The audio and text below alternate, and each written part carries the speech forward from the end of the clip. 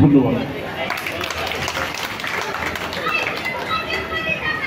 শুধু এই পর্যায়ে প্রধান অতিথির বক্তব্য আছে, আমি বিশ্বাস করি আমরা যাওয়ার আগে এটা বলতে দিয়ে যেতে পারবো।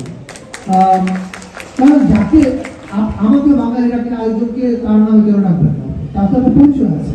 এবং যেই কারণে আপনি দেখবেন এবারে শোভাযাত্রা আমরা সবাইকে আহ্বান করছি যে আপনি যিনি চাকমা আপনি আপনার সংস্কৃতি নিয়ে আসেন, যিনি মারমা আপনি আপনার সংস্কৃতি নিয়ে আসেন, যিনি ত্রিপুরা আপনি আপনার সংস্কৃতি নিয়ে আসেন।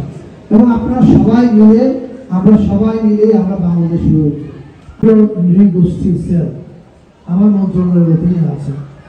আমার নিজের কাছে শব্দটা ভালো লাগে না এবং আমি এই শব্দটা উচ্চারণ করি না। এবং আপনি খেয়াল করতে হবে 28টা জনগোষ্ঠী অংশগ্রহণ করছে।